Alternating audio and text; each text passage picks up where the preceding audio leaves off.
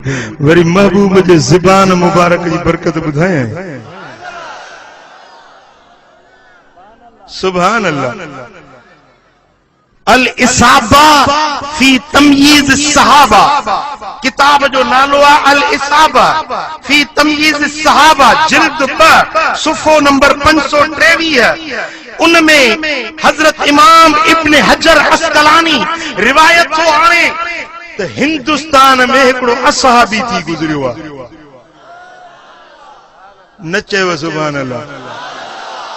पुट जे वक्त में पाकिस्तान, बंगाल, हिंदुस्तान हिकिड़ो ई मुल्क हुयो, बर्रे सगीर जेके सॾिबो आहे, उन दौर जी ॻाल्हि आहे त मुझे सोने हबीब जो हिकिड़ो असहाबी हुयो जेको हिंदुस्तान में रहियो। उन जो नालो हो बाबा रतन हिंदी। छा?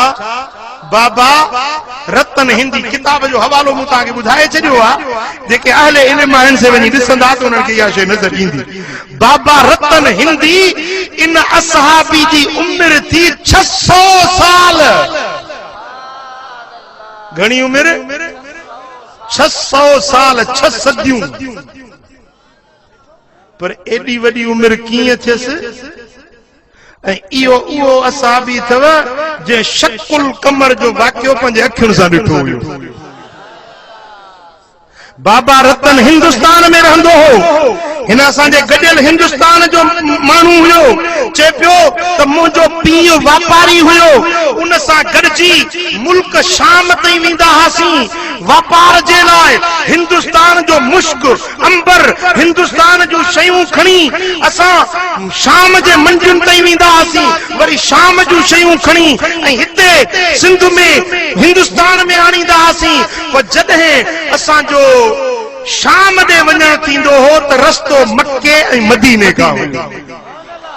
रस्तो किथों हुयो? शाम मुल्क ॾे वञण जे लाइ। जेकॾहिं हितों बरे सगीर जो माण्हू मुल्क शाम ॾे वञे, अॼु ताईं बि हवाई रस्ता तोड़े बरी या बहरी रस्ता, मुल्क शाम जे सरहदुनि खे वञण जे लाइ विचों सऊदी मजा गुज़रणो पवे थो।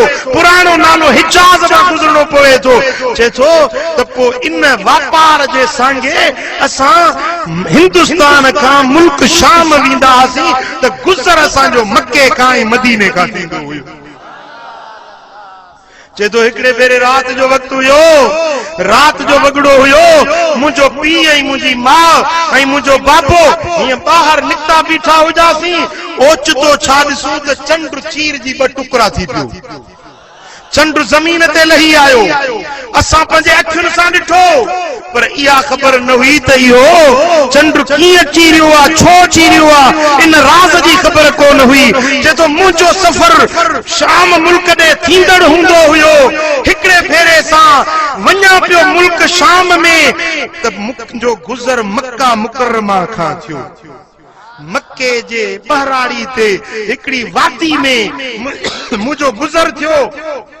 ओचितो मींहुं वसी पियो। पुट जॾहिं मींहुं वसंदो आहे त नयूं वहंदियूं। छा? नयूं। पाणी जो वाकिरो तेज़ ईंदो आहे। चए थो ओचितो बारिश पइजी वई ऐं ओचितो न वई। जीअं तव्हांजी गाज न वहंदी आहे, कड़काट करे पाणी लहंदो आहे। ओचितो न वही आई। चए थो हिकिड़ो नीगरो ॾिठुमि जंहिंजो चेहरो ईअं हुयो ॼणो सम्झां पियो त चोॾीं जो चंड ज़मीन ते लही आयो।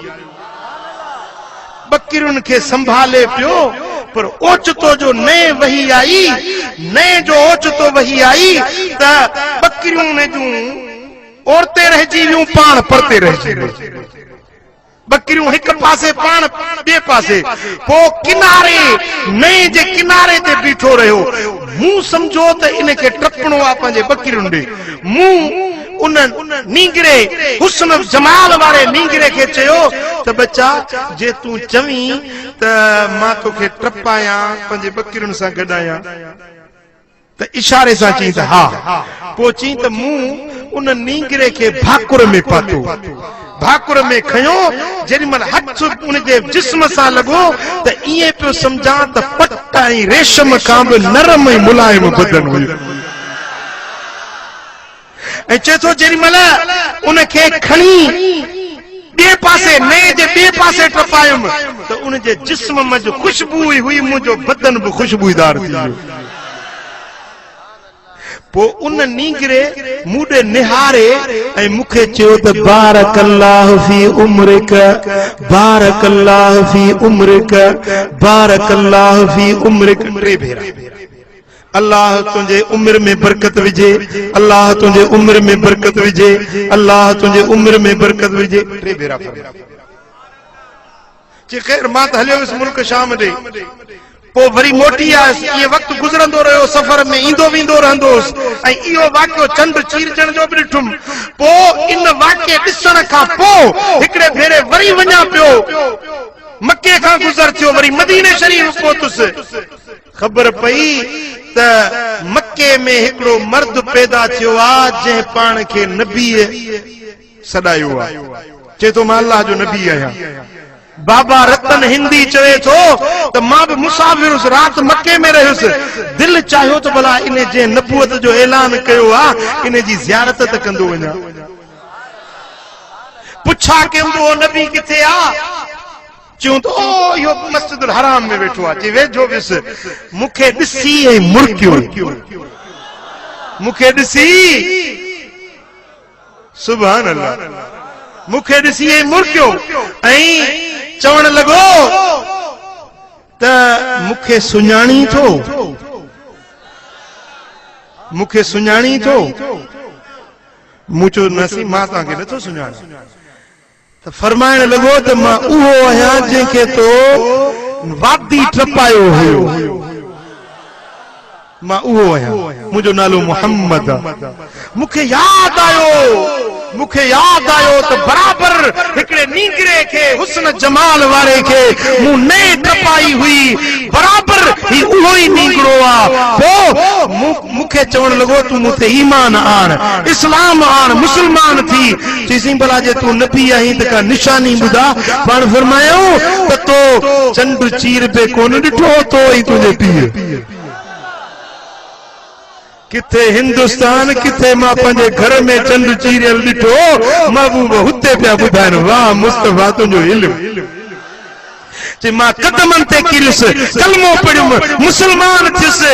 जेॾी महिल मुस्लमान थियुसि त हबीबन करीमन वरी टे भेरा फरमायो बारकल्लाहु फी उम्रिक, बारकल्लाहु फी उम्रिक, बारकल्लाहु फी उम्रिक। टे भेरा फरमायो, टे भेरा नंढपण में, टे भेरा हाणे। घणा भेरा? घणा भेरा? 6 भेरा। 6 भेरा बरकत, उम्र जी बरकत जी दुआ ॾिनूं।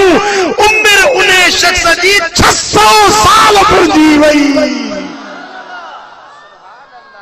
हिकिड़े लफ़्ज़ मुस्तफा जे निकिरण सां 100 साल उम्र थी वियसि, वरी ॿिए लफ़्ज़ सां 100 साल, वरी टे लफ़्ज़ सां 100 साल। महबूब जीअं फरमाईंदा विया, पर मां त इएं थो चवां जे चवण सां क़यामत ताईं जहिड़ो हूंदे, अॼु बि बाबा रतन जहिड़ो हुजे असां बि ज़ियारतूं करे ताबई थी अचूं। हाँ सुभान अल्लाह। हे मुंहिंजे महबूब जे पाक ज़बान जे लफ़्ज़नि जी बरकत आहे।